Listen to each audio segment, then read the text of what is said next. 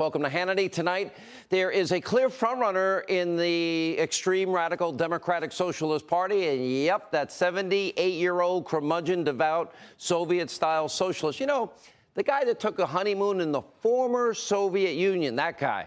The Democratic Party is in a state of ruins tonight. The moderates, they are non-existent, long gone, pragmatic, centrist politicians. There's not even room for Joe Lieberman any longer in this Democratic Party, so radical, extreme, and yes, socialism that would destroy the great American prosperity that we've now experienced for the last 3 years. Last night, Bernie Sanders, huge victory in New Hampshire. And now, according to brand new polls, Bernie Sanders is leading the Democratic field with a massive edge headed into Super Tuesday states. Now, there's no other way to put this. If this guy is elected, well, pretty much they're all just variations of him, these policies would destroy the economy of this country.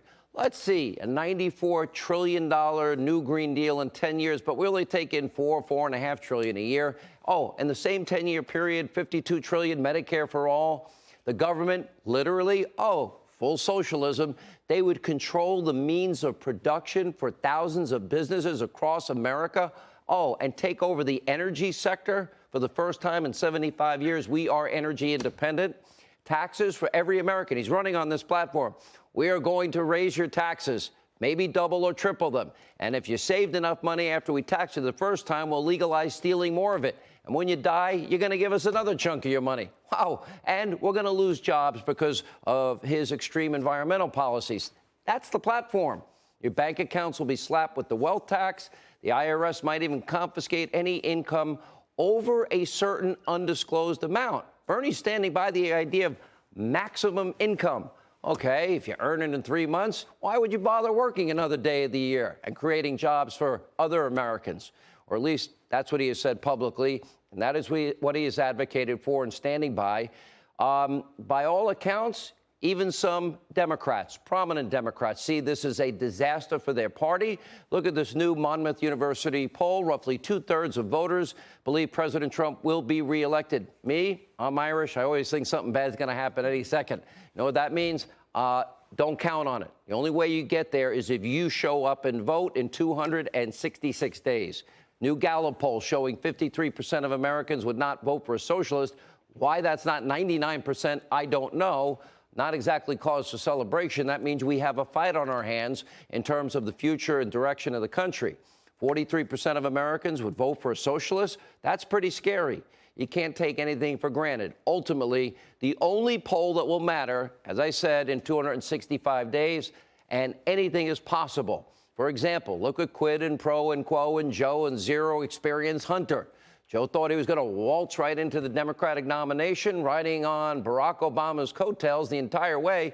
But they did give us 13 million more Americans on food stamps, 8 million more in poverty, and the lowest labor participation rate since the 70s.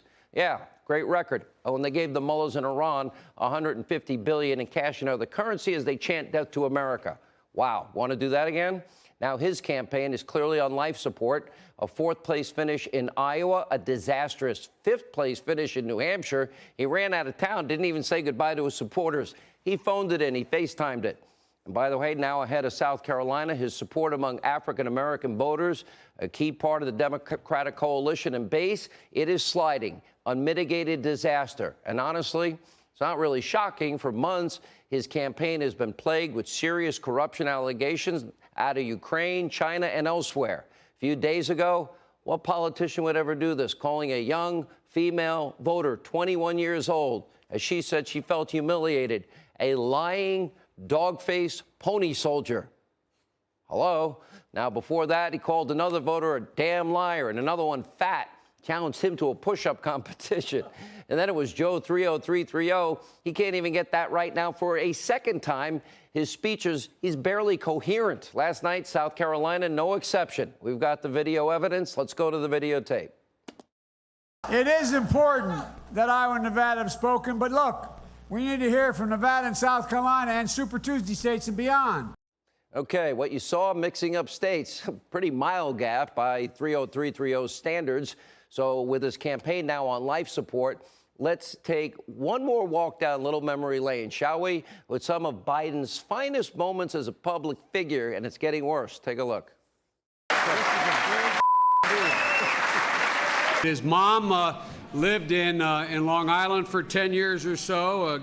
God rest her soul. And although your mom's still alive as your dad passed.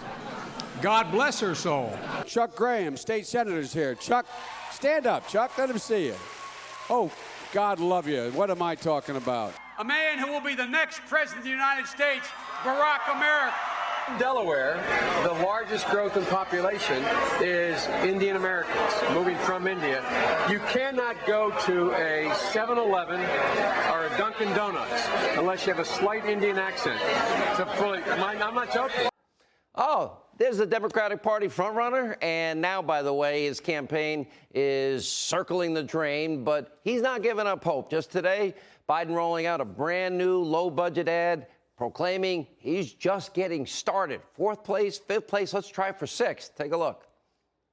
We don't feel no ways tired. We've come too far from where we started. Nobody told me the road would be easy, and I don't believe he brought me this far to stop now. If you don't like what's going on in this country, you only have one thing to do: work. Together we can and will win. Let's take back this country now. That's not plagiarism again, is it? Anyway, who did it better, Joe or Hillary? At least quid pro quo Joe can take some comfort knowing he wasn't the only big loser in New Hampshire. You got serial liar, fellow socialist Elizabeth Warren also had a very poor showing. Now keep in mind, New Hampshire borders her home state of Massachusetts, where most of the population lives. Warren has virtually no path now to victory. Now she is shifting her last remaining campaign funds to make one last stand, this time in Nevada. And tonight, it is unclear just who's going to drop out of the Democratic race next. There's something to bet on. One thing is certain: socialist Bernie Sanders is not going anywhere. He's building a large coalition of radical, dedicated Democratic voters.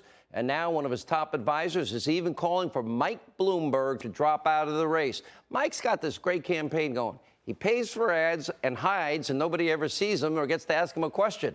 Wow, great way, slick marketing campaign. Now, after new video emerged this week showing Bloomberg's true feelings about minorities, 2013. That's right, Bloomberg saying white people were being stopped too much by police, minorities too little. And he said in 2015, the only way to prevent this crime was to throw minority kids throw them up against the wall and frisk them. And by the way, then he said all. He put the word all in there. He put all of the police in minority neighborhoods, not some, all of them, in New York, because that's where all the crime is. Really, I live in New York, and I could tell you that's not true. Now, despite these disturbing comments, well, Bloomberg, he'll spend money. He's not going anywhere. We sent our own Lawrence Jones to New York City to see what Mini Mike's former constituents think about their old mayor. Of course, the billionaire former Republican, in name only, is the Democratic establishment's plan B after Biden's implosion. And as we speak, it appears a panicked establishment Democratic Party is exploring ways, it looks like they may want to rig the election again against Bernie Sanders, maybe in favor of Bloomberg or whoever else is left standing, to try and buy the nomination in Bloomberg's case. That would include new measures that could give superdelegates, a vote on the first ballot, the right to block Bernie, at a convention. Now, whatever happens in the coming weeks and months, the state of the Democratic Party has never been worse. Still, let me emphasize again, anything can happen. I take nothing for granted. 265 days, I would say we're at a tipping point, America on the brink.